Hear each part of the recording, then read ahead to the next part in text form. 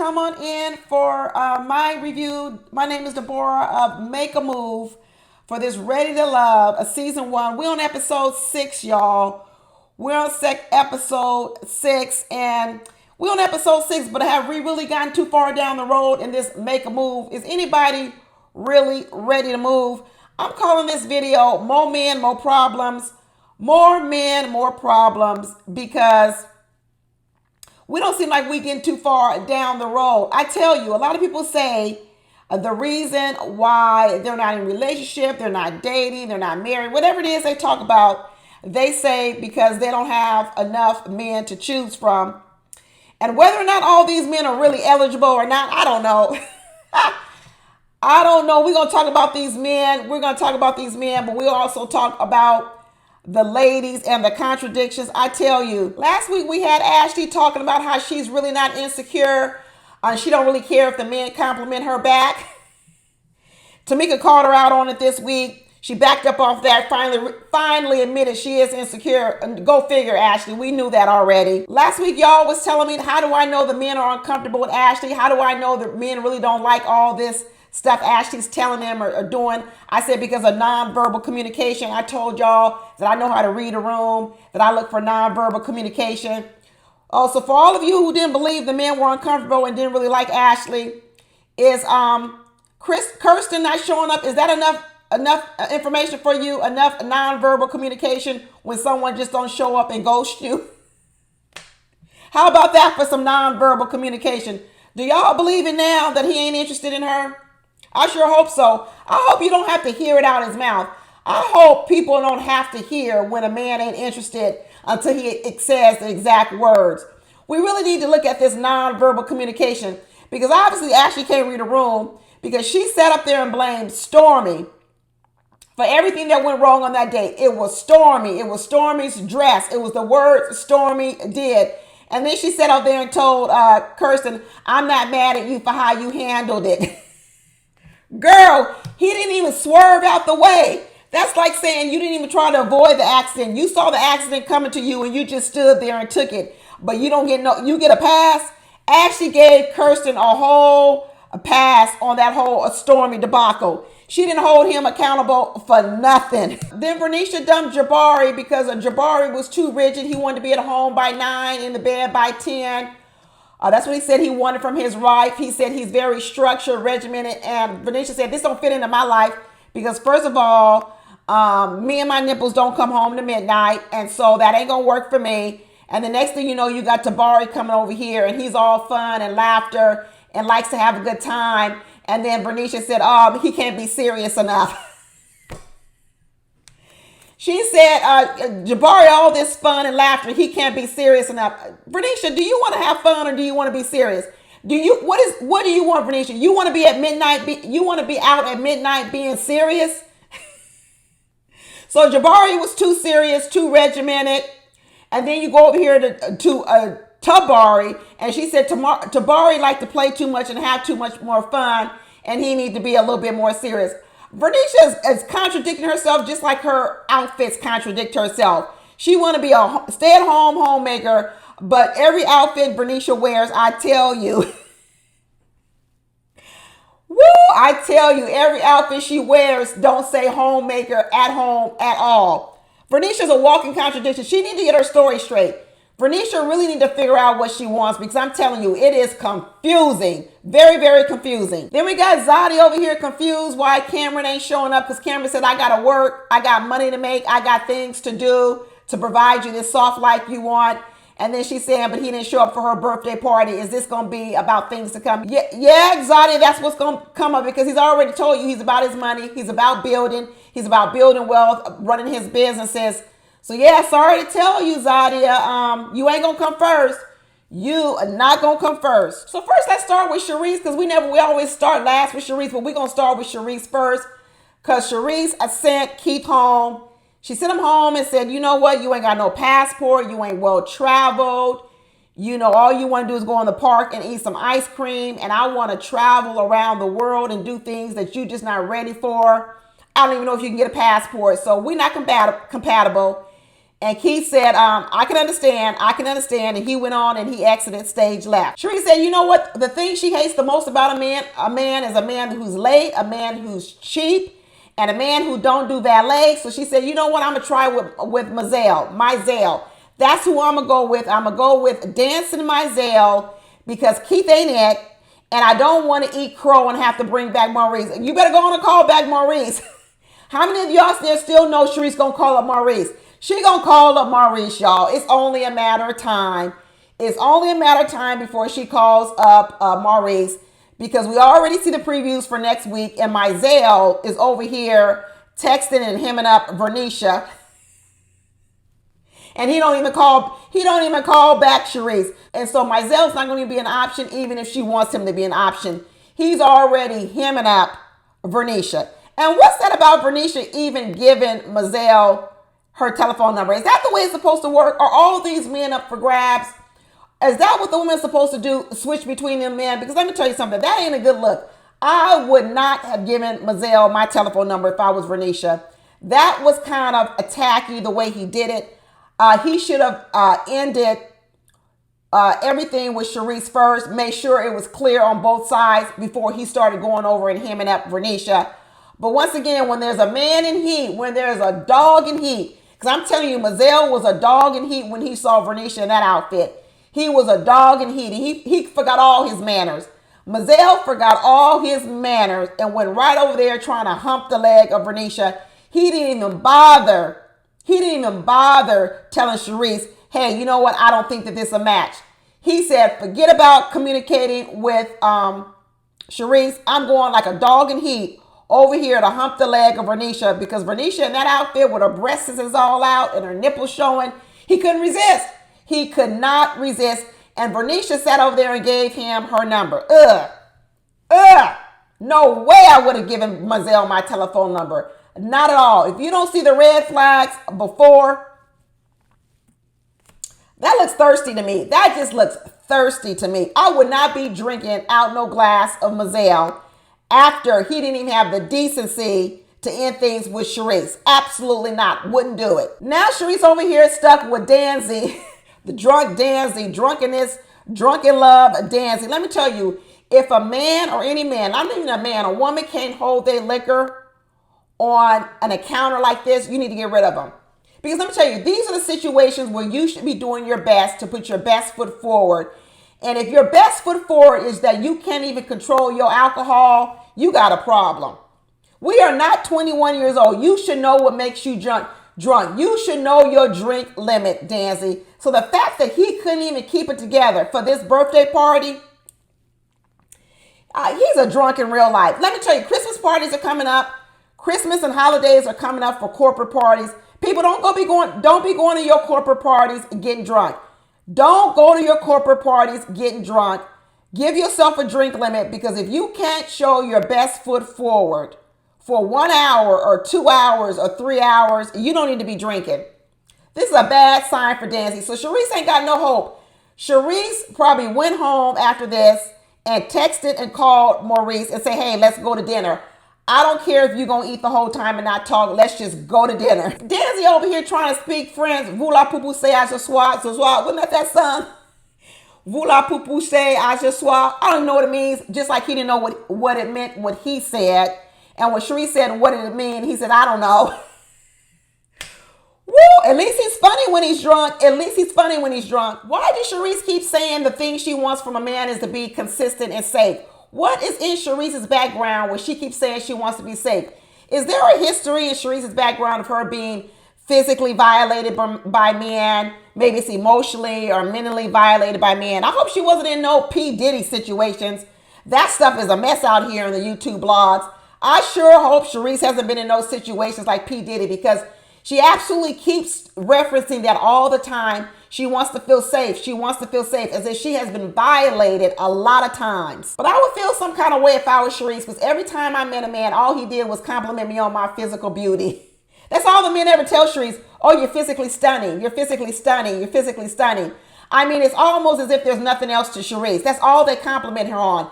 In fact, drunk Dany even said, it's hard to find a woman like you who's so physically stunning. He says, and you relatively humble. Relatively. Oh, good Lord. I mean, is that the only compliment Sharice can get is about her physical beauty? I guess it's got to be hard out here in the world if that's all men ever compliment you on. I'm starting to feel sorry for Sharice. I'm starting to feel sorry that her compliments only come in one category, her physical looks. And when Dancy put his hand on her, she went back to the old Sharice. Did I tell you you could touch me like that? Woo! That's the Sharice we know. That one right there, that is the Sharice that we know. These last couple of weeks, we've been seeing this soft Sharice smiling and laughing. I think she's trying to get rid of that old Sharice, but she got triggered when that man touched her. She got triggered, whatever he did. If he just touched her arm or touched her waist, wherever he touched her, she did not like it. And that old Sharice came back and she barked back on him real quick and said, did I tell you you could touch me like that? I don't know. Maybe Sharice has a history in her background of some type of violations. And maybe that's the way she appears and she comes about in these relationships. And so, I don't know. Like I said, she might need some more therapy on that situation because I think it's kind of holding her back from finding her a true self, true love that she wants. But Sharice, go on over there and call up Maurice. Go call him up. Girl, you ain't got no other options at this point. Go call Maurice. Now we're going to move on to Zadia. Zadia's over here looking sad because her man Cameron didn't show up to her own birthday party. He told her I had to work. He said, girl, I got to make this money. I've made time for you in the past, but I ain't got time for all this filming. I got a job. You know how much time you got to set aside to film a show like this? How much time you have to set aside? I don't even think I could film it. I don't think I could even carve out that much time in my life to fly to another city and film this show. How long y'all think they've been filming? How much money did they have to leave back in their hometown to be able to come here and film this show for all these weeks? Cameron is like, I got a real job, Zadia. Zadia, I know you a makeup artist and then you do this training, you do this physical training, but he's saying, you know what, those kind of jobs, you can ad-lib them. You can do them when you want, not do them when you want. The kind of work I got, Zadia, I got to show up all day, every day. I don't think Zadia understands how men think. I think Zadia thinks women come first in men's life. I don't know, is there a lot of women out there where you think women come first in men's life? Well, you better stop thinking that because no, they don't. You know how many men are at my job right now rushing to take some PTO off because they done saved up all their vacation time. They don't work the whole year, work their bones down, and now they about to lose their PTO, so they got to hurry up and take some PTO time off. You know how many of them women, them wives have been telling them, hey, let's go on vacation, let's do this, and all their men wanted to do was work and stack up PTO, and now they about to lose it. Men like to work, Zadia, especially when they want a woman who they want to provide the soft life to. Zadia is confused. Go talk to some wives of doctors and lawyers and men who really make money, Zadia, because Zadia is confused about what life looks like with a man who wants to make a lot of money to provide for his family. She doesn't know what it looks like. So she's asking for one thing that doesn't match what it is. This is what it looks like, Zadia. This is what it looks like. They work a lot of hours. They miss a lot of things. They miss a lot of soccer practices for kids. Is it right? No, it ain't right. Can everybody have more balance? Yep. Do I wish Cameron made your birthday party? Absolutely. But right now, she gonna need to find a common ground between her expectations and what really is. I think Zadia is too far over here where she thinks she gonna come first. Nah, that man at his age, that man's money, his job, his purpose, his goals are gonna come first. I'm sorry to say it, Zadia. I'm sorry to tell you. That don't mean he ain't gonna love his wife, especially in dating. You think he's gonna put you first before his money and dating? There's some women still trying to be first in a man's life behind that money and that job. And you think you're gonna come first just in dating in 2 weeks? Girl, please. You ain't moved that far up in the roster where that man's gonna put you first over his money and his career and his purpose. You are not that far up on the roster yet. You got wives out here still trying to tell men to put their kids first. Put her first. And Zadia think just by dating a man in 2 weeks, he gonna all of a sudden put her first. I'm telling you, it's unrealistic. She gonna really need to figure out what she wants because she's asking for some unrealistic things. And she might as well just admit she's stuck on camera because as soon as Darius walked into the room, she didn't want to have nothing to do with him. The photographer, he's a photographer and some type of medical professional. She eliminated him before he could sit down and finish his glass of water. That's the thing about Zadia. What Zadia is kind of rude. If Zadia doesn't think she can get something from you, she just dismisses you. That's why I always said that Zadia is a receiver. She's not really a kind-hearted person. She's only kind to you when she wants something from you and she thinks she can get it from you. But once she realizes she don't want nothing from you or you can't give her, she's actually not a kind person. So I don't know why she was so rude to this man Darius on the date. So what if you hung up on camera? You could still be nice to this man Darius. And then when she was at that birthday party and she was talking about Tabari, she talking about, where's my birthday present?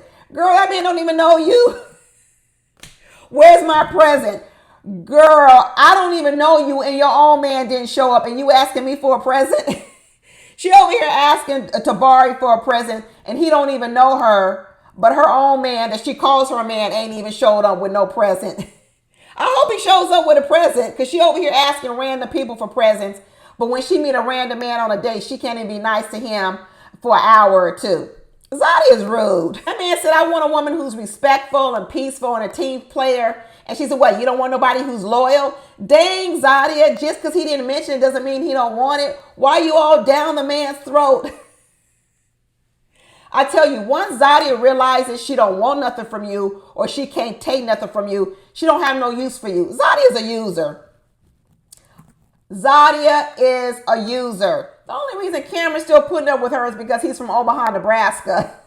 Let me tell you, if Cameron was from any big city, New York, LA, Chicago, Miami, any place, they would not be dealing with Zadia.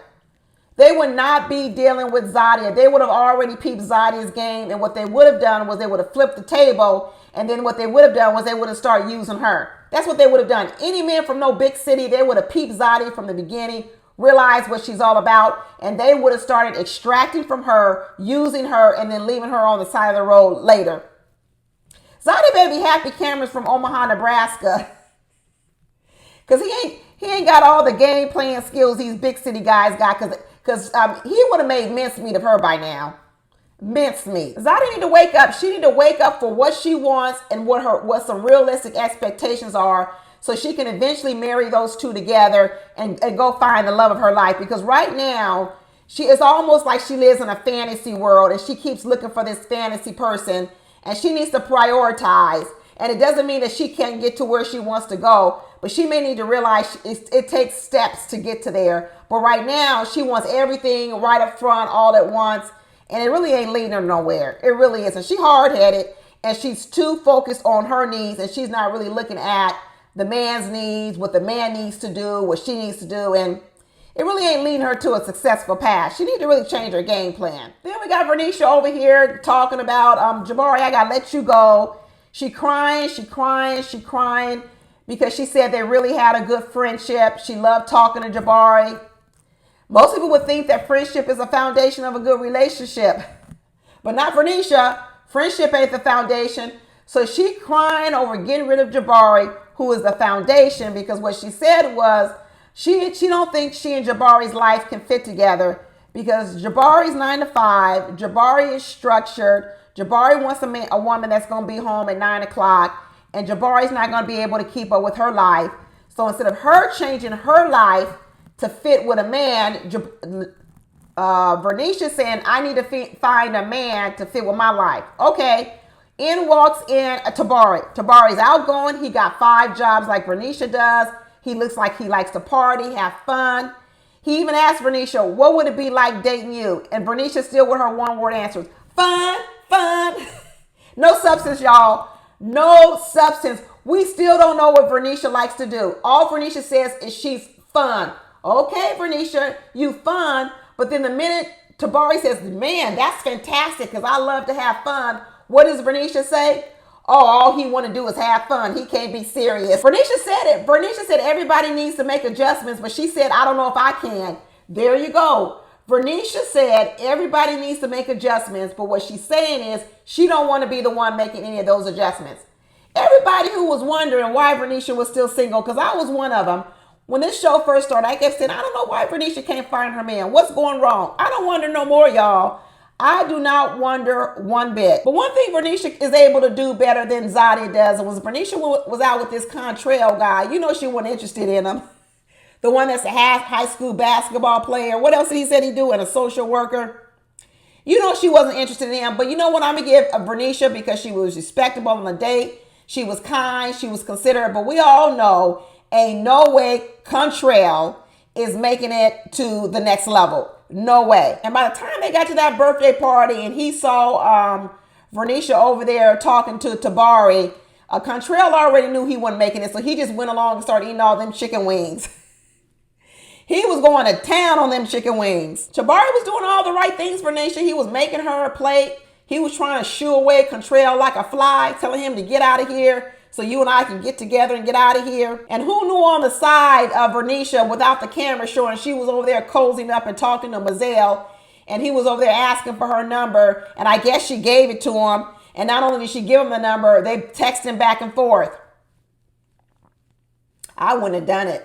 There ain't no way I would have given Mazel my telephone number, at least not without having a conversation with Sharice first. Absolutely not. Absolutely not. I would have never done it. And I really wouldn't have respected Mazel for doing it, because unless you done wrapped up with Sharice, you here for Sharice. And unless you done wrap that up, you don't need to be nowhere near over here. Not at all. Mazel knew that he didn't have no competition with Danzy for Sharice, and he didn't want to be competing for her anyway at all. Mazel wasn't even interested, so he could care less if the drunken Danzy was going to be the man that Sharice chose. Then we get to our old girl, Ashley, talking about, I need all the focus on me. I need all eyes on me. I told y'all. I know y'all keep thinking that Ashley's out here doing all this stuff because she's just a kind, considerate person. And I keep explaining Ashley wants all the attention, period. Period. What did my commenter say? One of my subscribers labeled Ashley as a person who does over beautification. Do y'all get it now? Ashley is like the person walking down the street with everything on. She got the big sunglasses. She got the big earrings. She got the gold hair. She got the eyeshadow all the way up to here. She got the lashes. She got all the makeup. She got all the nails on, all the bracelets on her wrist. Now she got a nose ring and a lip. No, she got a nose ring. Does she have a lip ring? Now she got a nose ring too.